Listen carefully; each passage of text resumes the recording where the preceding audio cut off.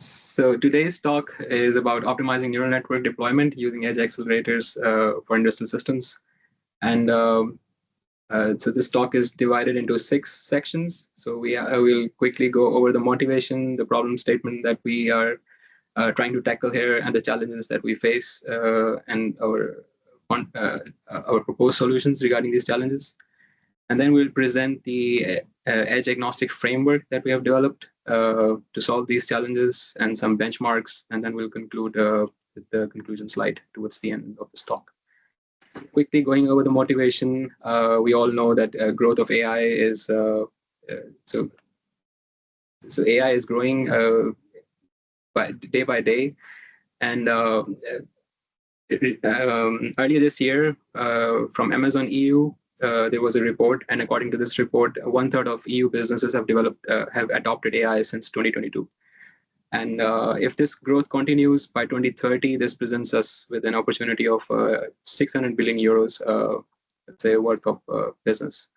And in the same report, they mentioned that 65% of European businesses, despite finding these digital skills or AI very important for their day-to-day operations, still find this to be like adopting AI is still hard for them due to some technical barriers.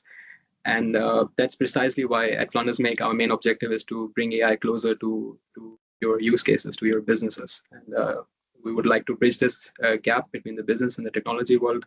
And that is precisely why we share these results with you. And I would like you to collaborate with us so that we can be part of this projected growth together. So the main problem statement, what are the main technical barriers? The first barrier is essentially the resource constrained environment that we face when we deploy algorithms or the machine learning models at the edge. And the main, let's say, constraints are you're constrained in the processing power of the device, you're constrained in terms of the memory, you're constrained in terms of the power consumption of the device. And then what we would also like to do is make sure that the model that you have developed should be deployable on diverse range of edge platforms. And also the edge device should be easier to access. It should be easier to control and manage these edge devices. So by a diverse range of edge platforms. And you should be able to collect these analytics from these edge devices as well in an easier way, of course. And the challenges, so in terms of the first challenge, we would like to make our model inference much faster and also much more power efficient.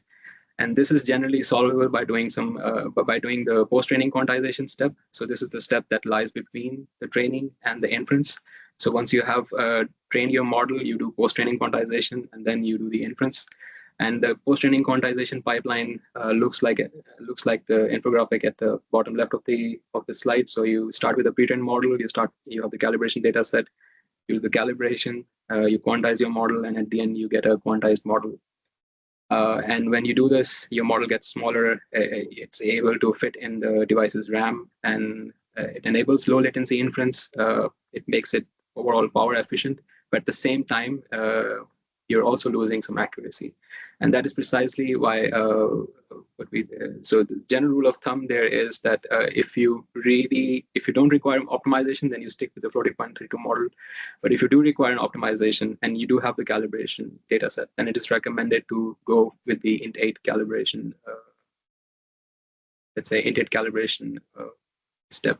Otherwise, if you don't have the calibration data set, then you can also quantize to floating point 16, and generally, if you do that, you don't have to calibrate.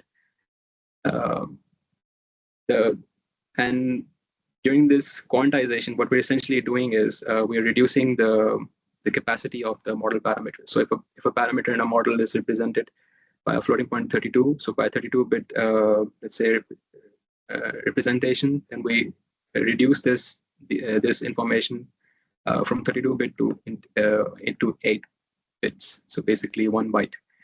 And when you do this, you also lose some information. And that is essentially why you do the calibration, where the idea is to, let's say, recalibrate that parameter using the calibration data set and recover this lost information. So the second challenge is to be able to let's say, explore both ends of the spectrum. So you want, what we wanted for you is to be able to also, let's say, go ultra high throughput, so very high throughput.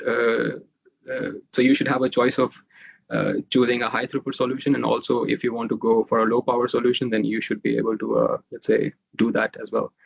And why? So when we quantize the model, they get smaller, and the smaller models, they can naturally run faster. So you can run them at high FPS, but when you do this, you basically you're trying to achieve goals that are mutually exclusive. So when you go at high throughput, let's say when you implement high throughput pipeline, your pipeline loses the advantage of being low power. So then the main challenge there is that in terms of choosing the right solution, you should be we should be, let's say, we should be able to provide you with flexible choice of going either low latency low power solution or low latency high FPS solution.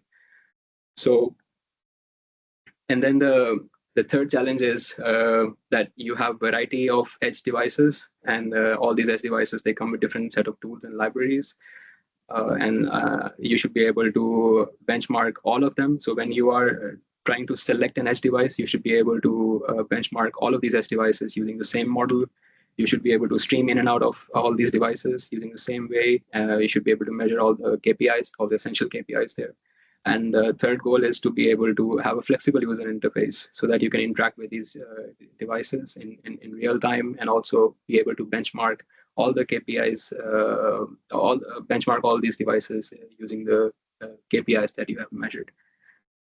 So these are the three challenges, and to let's say solve these challenges, what we propose is edge tower setup.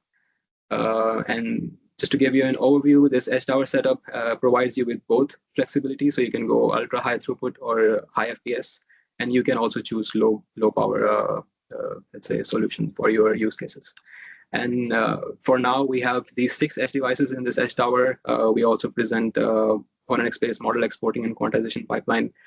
We also use a GStreamer-based framework, which is edge-agnostic, and we can use this framework to stream in and out of these devices. And for monitoring the model and for measuring the KPIs, we have MLflow-based workflow, which is REST API-based. That also makes it edge-agnostic at the end. And then we also developed a user-friendly interface for running the inference and for benchmarking these devices, which makes it extremely easy to, let's say, run the pipeline and see what is going on in real time with your model and with your inference pipeline. So this is what our edge tower setup looks like. So it comes with a camera device, a display device, and a server rack. And in the top 2 racks, we have the 6 edge devices, and the camera and the PowerSense module. They are connected to the host PC via USB, and the edge devices in the host PC, they are connected over an Ethernet switch. And in terms of the on-NX-based model exporting pipeline, so we start with a pre-trained on-NX model, and we use TI SDK for the DSP.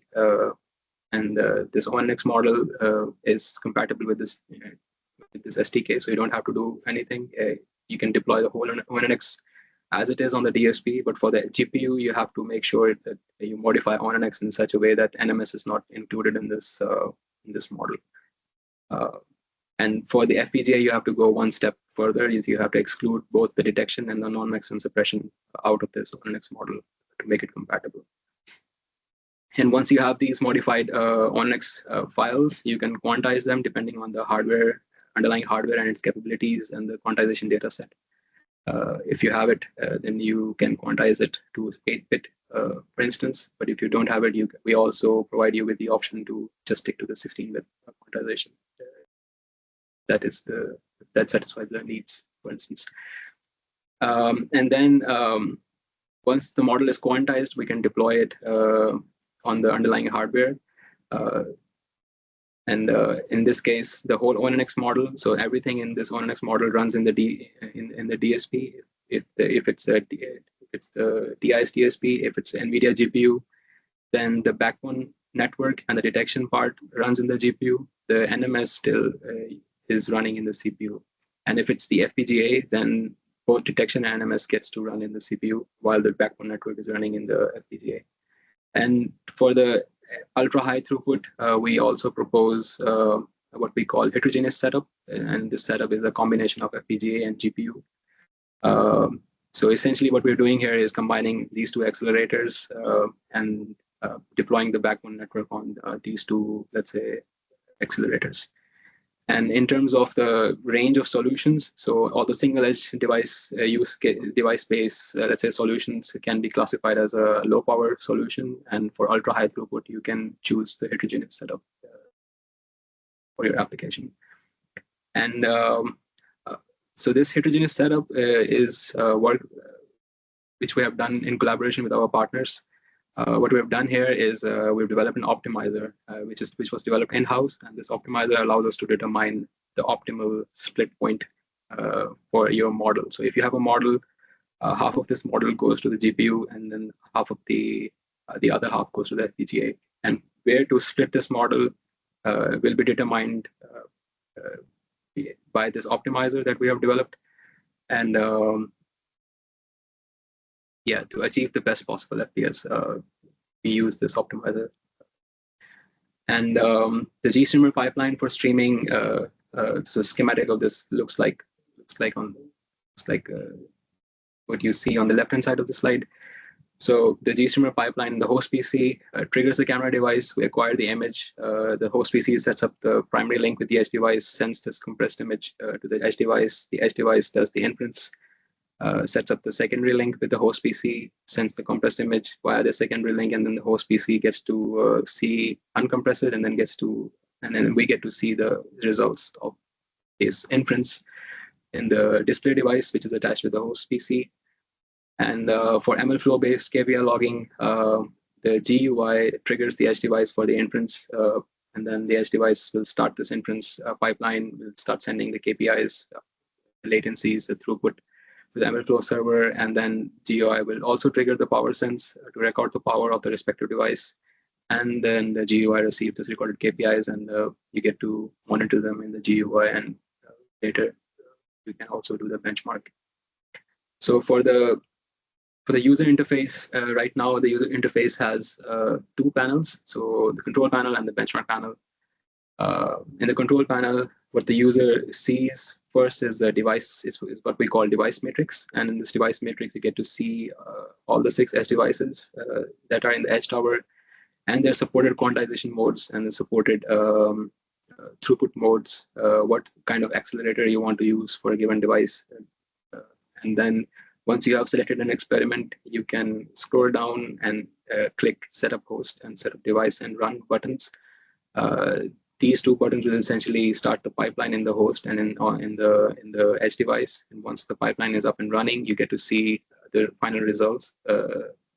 So the results that are sent by the edge device to the host PC over the secondary link in the host PC's window. You get to see them in a separate window, and then the GUI also plots all the essential KPIs in real time from the MLflow server. And in terms of the KPIs, we have all the essential latency. So for example, we monitor pre-processing, the inference, the post-processing.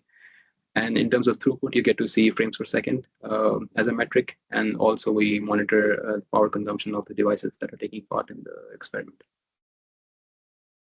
So that was the control panel. Then we go to the benchmark panel. There you also see the device matrix, but this device matrix is slightly different than the one in the control panel. Here you get to select all the experiments. So once you have selected these experiments, you can click the update plots button. And then you scroll down, you get to see all the KPIs. You can visualize those KPI scores. So based on these KPIs, we also compute the KPI score. And then these scores are visualized in the radar plot. And the area under this radar plot is essentially used as a metric to suggest which device is the best for a given set of for a given selected set of edge devices. And yeah, so that was, let's say, the edge agnostic framework. Now we will go through the benchmarks. So we'll start with the Xavier NX that we have in the Edge Tower, and we'll try to run it at 10 FPS using its CPU.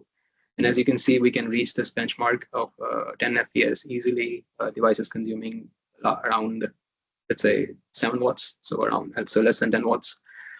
And when we try to do the benchmark, when we try to benchmark it with 30 frames per second, as you can see, we couldn't reach there. So we start using its GPU in floating point 32 mode, and there we can easily reach the 30 frames per second mark. And when we try to do the same with the 60 frames per second, so it caps out at 30 frames per second. It couldn't reach 60 frames per second. So we quantize the model, and then you can see it can get up to 44 frames per second. So still not able to do 60 frames per second. So we take the Orin Nano, try 10 frames per second benchmark with its CPU, and there you can see that it's easy for this device to do that. And then we try 30 frames per second. It caps out at 10 frames per second. And then we try 32-bit. Then we try running the model in GPU using its native 32-bit precision. And there you can see that it can get up to 30 frames per second easily. We try to benchmark it at 60 frames per second. There it goes. It caps out at 41 frames per second. So we try running 60 frames per second with the GPU in the GPU and quantize the model to 8 bits, and there you can see that it caps out at 55 frames per second. So then we try the DSP. So TDF4VM is a DSP from TI, and there we try 60 frames per second benchmark and quantize everything to 8 bits.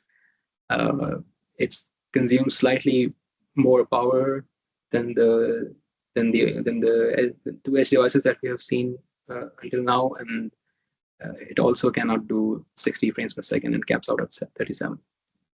We try to do the same with the FPGA, which runs the model in 16-bit.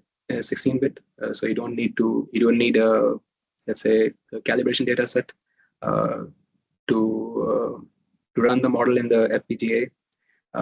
But with 16-bit and 60 frames per second to try to get to the 60 frames per second benchmark, as you can see, we couldn't reach that benchmark. We could only get up to 46 frames per second with this device, and it consumes slightly more power than the Xavier NX, but less power than the DSP. And then we try Orin AGX. We try running Orin AGX at 90 frames per second with 32-bit floating point model in the GPU, and there you can see it can easily get up to 87 frames per second, consumes around 16 watts of power. 160 frames per second was not possible. It can, so as you can see, it caps out at 120 frames per second, but then it slightly consumes more power, so around 20 watts compared to the previous case where it was 16 watts. And then we quantize the model, try to run at 160 frames per second, and there it was achievable for this device.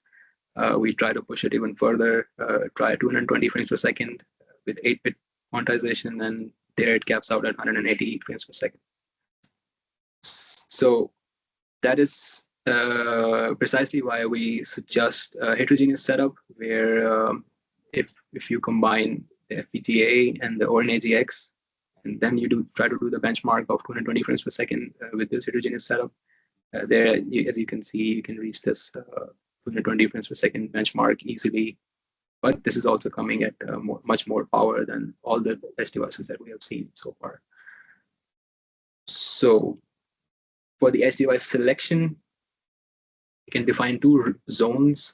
We can define low power zone, and then we can define ultra high throughput zone. And the low power zone, we can select all these devices, and we can, in the benchmark panel of the GUI, we can see which device is the best one, and we can do the same for ultra high throughput use case as well for these 2 let's say solutions, and see which device is the best one between these 2. And so let's do that. So low power use case. For the low power use case, As we saw also in the previous slide and also here, Orin Nano is the best one. That's because it can achieve higher FPS compared to all these edge devices. It can go at high FPS and it still remain at 5 watts worth of power. It still consumes 5 watts worth of power. So that's why it's the best, and that's exactly what the benchmark panel is also suggesting us. And for the ultra high throughput use case, both solutions are more or less the same. Even though you're getting higher throughput with the heterogeneous setup, but we also have to note here that it's coming at 20 watts more. So what you are gaining in terms of FPS is probably the same amount you're losing because you consume more power. And that's exactly what the benchmark panel suggests you, that both solutions exist at the same, if you weight all the KPIs equally, then both solutions are more or less sitting at the same level. And that brings us to the conclusion slide. So Edge Tower that we have developed is an edge agnostic, it's edge device agnostic setup for benchmarking diverse range of edge devices. And we presented you single edge device use cases. So there we have edge devices from, we have DSP based edge devices, we have FPGA based edge devices, and then we have NVIDIA GPUs, and you can use these, let's say, edge devices for your low power solution. So think of augmented reality, virtual reality, or what have you. And for the heterogeneous edge device setup, you can use for, let's say, applications that require ultra high throughput. There you can think of quality control, so something going at extremely high speed over conveyor belt, for instance, for AGVs or for UAVs, what have you. And then Edge Tower also accompanies a user-friendly interface, which allows you to run all these experiments, log all the essential KPIs. And at the end, you also get to benchmark all the edge devices that you have in your, say, experiment pool. And lastly, so if you have any questions or if you want us to investigate a particular edge device that you are interested in, which you see for your use case is important, and you want this device in the Edge Tower, so please don't hesitate to contact us. For technical queries, you can always email me. For business-related aspects, for further development with the Edge Tower, and for benchmarking, or for let's say, roadmap of the Edge Tower down the line, you can contact my colleague Raf.